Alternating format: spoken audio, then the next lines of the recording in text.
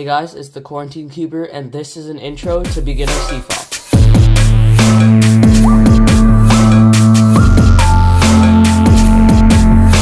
So if you know the beginner's method and you're pretty good at it, you can get pretty fast.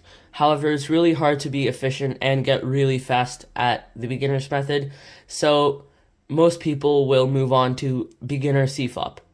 Beginner CFOP is a stepping stone between the beginner's method and advanced CFOP, and it basically just gets you used to habits like building the cross on the bottom and inserting F2L pairs and not single corners. It's important to understand that beginner CFOP will make you slower at first as you are learning a whole bunch of new information and you are not used to it yet. However, if you keep practicing, you will get better at it, and it'll allow you to solve a lot faster, solve more efficiently, and move on to more advanced methods like advanced CFOP. In this video, I'm going to go over each step of beginner CFOP, how it differs from the beginner's method, and how to solve the cube using beginner CFOP.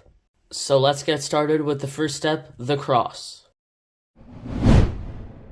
The beginner's method also starts with the cross. However, the beginner's method cross and the beginner CFOP cross are very different. In the beginner's method, you start out by making a daisy like this, and then turning the white pieces down onto the cross like this. Or if you learned a different beginner's method, you may have just made the cross on top like this. Both methods are pretty inefficient because for the daisy method, it requires you to bring all the pieces to one side and then put it to the other side. And when building the cross on the top, you do a lot of moves and then you have to flip the cube completely upside down before moving on.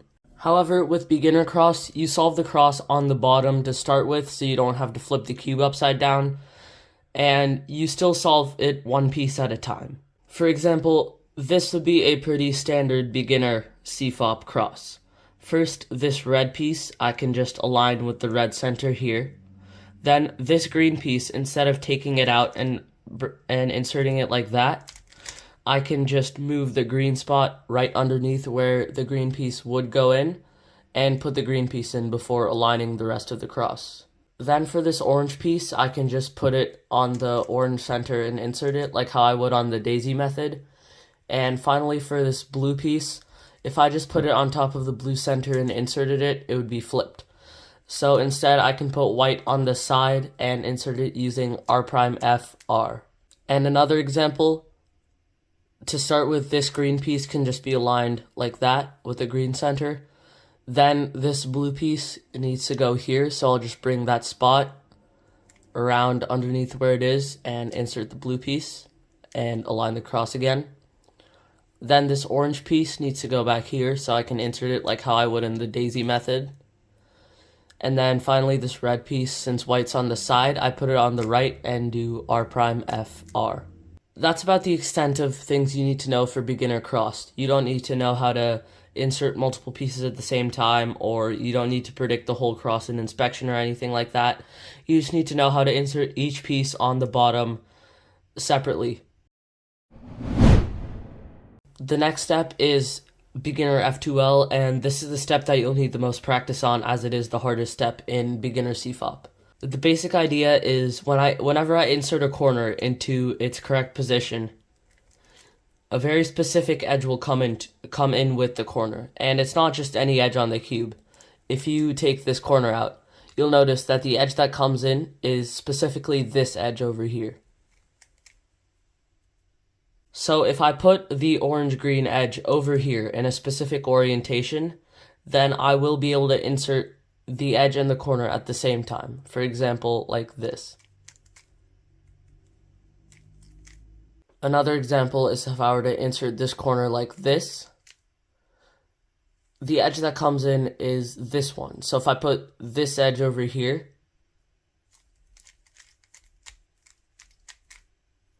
I can then insert this as a pair into this slot.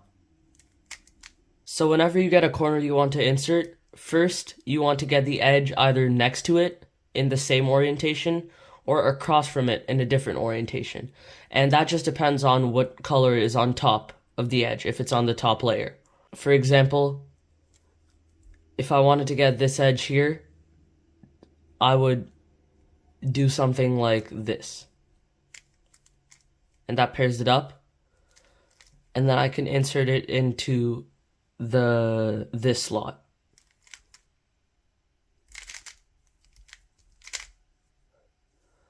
So if I have an edge like this and I want to get it next to this corner, I can do something like this and then move it over here so I can insert it into this slot. Another example is since this is the wrong orientation of this corner, green is on top here but red is on top here, I want to get the case where they're not together, where they're split apart. So I will do something like this. And that pairs it up so I can insert it like this. And since F2L is such a hard step and it is the most complex step of CFOP, I will be making a video on Beginner F2L soon. Once I make it, it'll be in a card up there. And I will be going into much more detail about how to pair up pieces and a bunch more special cases that you'll need to know. The next step is Beginner OLL, and this is a step where you get all yellow on the top face. Beginner OLL is also sometimes called 2-look OLL because it has 2 steps to it. In regular OLL, this would be done in one algorithm, and that gets all yellow on the top. However, in 2-look OLL, it is instead done in 2 separate steps. Just like the beginner's method, the first step is to get the yellow cross on top, so you should already know this, but in case you don't, I'm going to show it to you right now. If you have a line on top, hold that line horizontally and do this algorithm.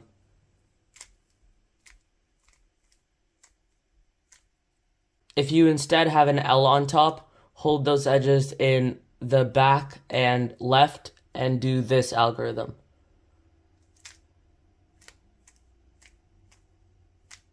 And if you have a dot on top and no edges are facing up, then you would do the line case and then do the L case, for example, like this.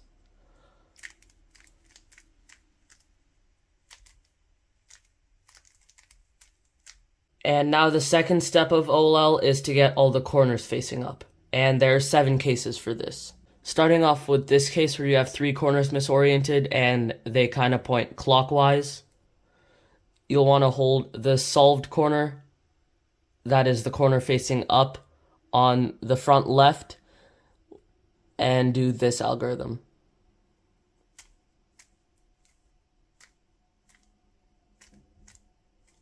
Moving on to this case where again you have 3 unsolved corners, but this time they all point counterclockwise. You want to hold the corner facing up on the back right and do this algorithm.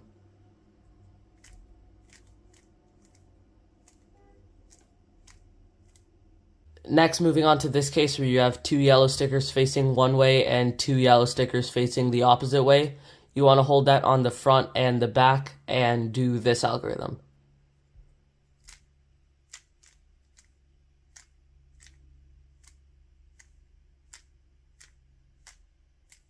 Next, moving on to this case where you have 2 yellow stickers facing one way and then 2 other yellow stickers pointing away from each other. Hold the 2 yellow stickers facing the same way on the left side and do this algorithm.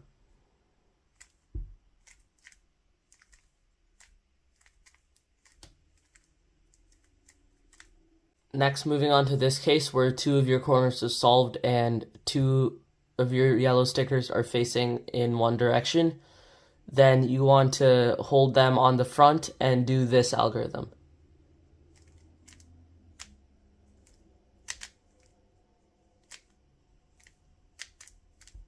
If you have this case where 2 of your yellow stickers are facing up and another 2 of them are pointing away from each other, you want to hold the unsolved corners on the left and do this algorithm.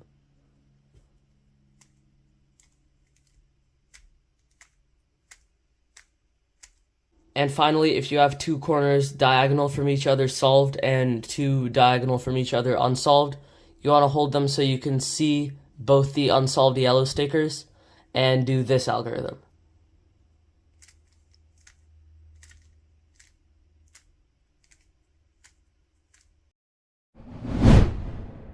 Finally, the last step of Beginner CFOP is Beginner PLL, and that is where you permute all the pieces or move them into their correct spots and solve the cube.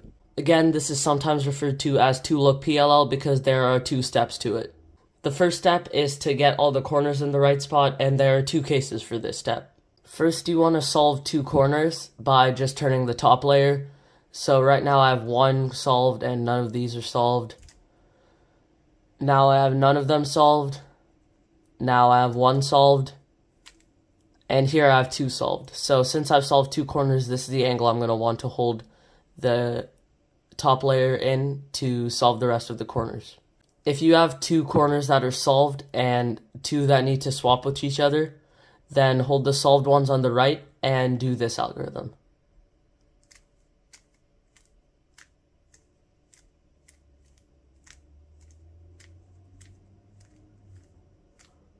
And if you have two diagonal corners solved and two that need to switch diagonally, hold the two solved corners on the front left and the back right and do this algorithm.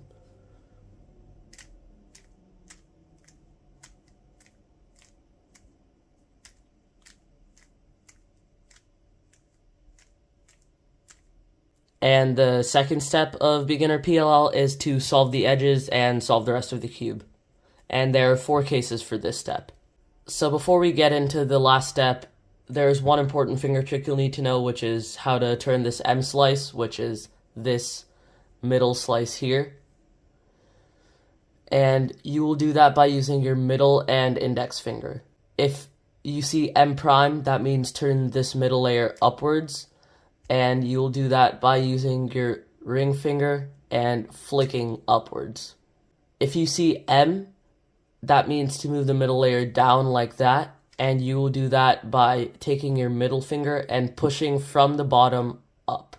And finally, if you see M2, you will use both your fingers and flick one after another, like this. Alternatively, you can just use one finger and do M prime twice. So starting off with this case, if you have three edges that are unsolved and one that's solved, hold the solved edge in the back, and if the edges need to cycle counterclockwise, do this algorithm.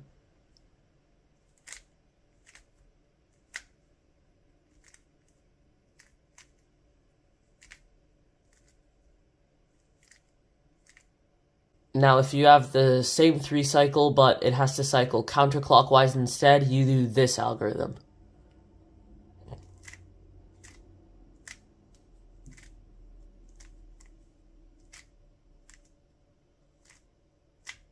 If you have this case where opposite edges have to swap with each other, then hold it in any angle and do this algorithm.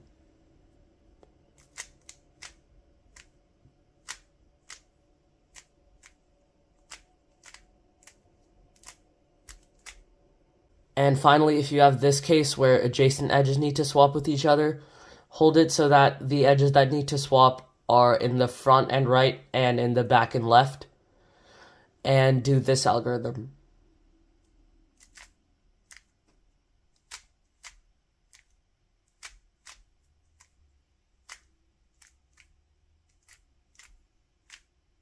Congratulations, you've solved the cube using Beginner CFOP.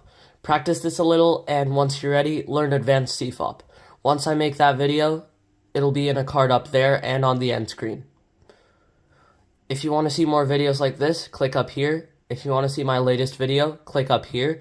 And if you want to see the videos that YouTube thinks you should watch next, click down here. As always, keep cubing at home, and see you next time.